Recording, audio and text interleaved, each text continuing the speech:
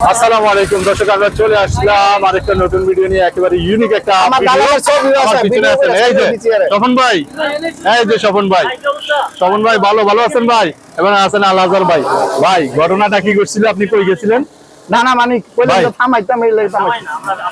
ভাই ঘটনাটা কি করছিল আপনার সাথে?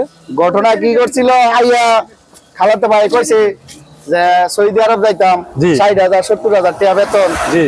পরে এই কথা কইয়া খালাতো ভাই বিদেশ নিছে। আচ্ছা। নিয়ে মনে করেন যে আরেক দালালে ওটা দিছে, এই দালালে নিয়ে বেচ চালাইছে। আরেক যাওয়ার আগে কি কইছিল ভাই? যাওয়ার আগে কইছিল কথা বলেন। যাওয়ার আগে কইছিল কফি শপের কাম। আচ্ছা। হ্যাঁ, আমরা স্যুট মুট পরে থাকবো, এসি তলে থাকবো, ৫০-৬০,০০০ টাকা বেতন।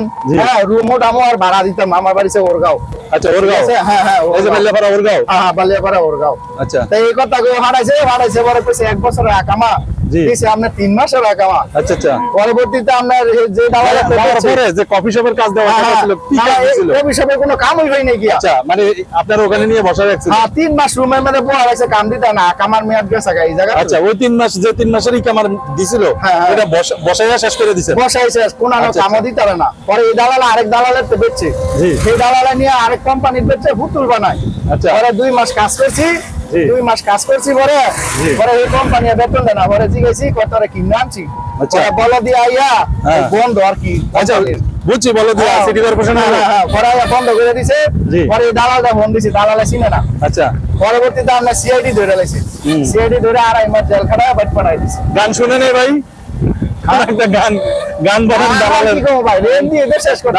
দালালের লাগে কিছু কম। দালালের ভিডিও করে ছাড়ছি, পরে দালালের নেতা বাড়াইছে আমার ভাই। আচ্ছা, দালাল কি আপনার আপন খালাতো? আপন খালাতো ভাই আলামিন মোল্লা, সোনারগাঁও থানা। ভাই এই তো আমার ধরে বাইরবো ভাই। হ্যাঁ, আর কি কর, আমি আর ভিডিও করে যেভাবে ছাড়ছি।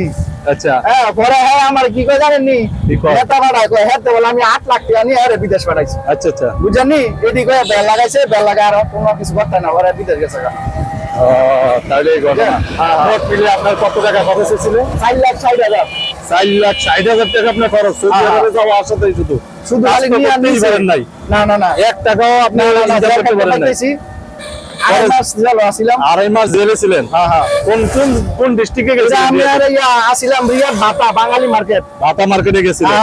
দেখেন, যারা সৌদি আরবে যাচ্ছেন নিজের আত্মীয় স্বজন বা দালালের মাধ্যমে সাবধানে যাবেন। কফি শপের কথা বেশিরভাগই বলে, পেট্রোল পাম্পের কথা বেশিরভাগই বলে, বেশিরভাগই আপনাদেরকে আবাসিক হোটেলের কথা বলে। সবাই অবশ্যই সাবধান। এই যে দেখেন, ভাই আছেন এবং আমাদের সাথে আছেন স্বপন ব্লগ এবং আপনার, হ্যাঁ অবশ্যই এখন আছে আপনার আজহার ভাই আমাদের সাথে। উনিও প্রবাসী ছিলেন, আমিও প্রবাসী, সাথে ২ জন আরো প্রবাসী, সবাই প্রবাসী। তো যাই হোক, দেখছেন আসল ঘটনা। আসলে বিদেশ যাওয়ার আগে চিন্তা ভাবনা করে যাওয়া।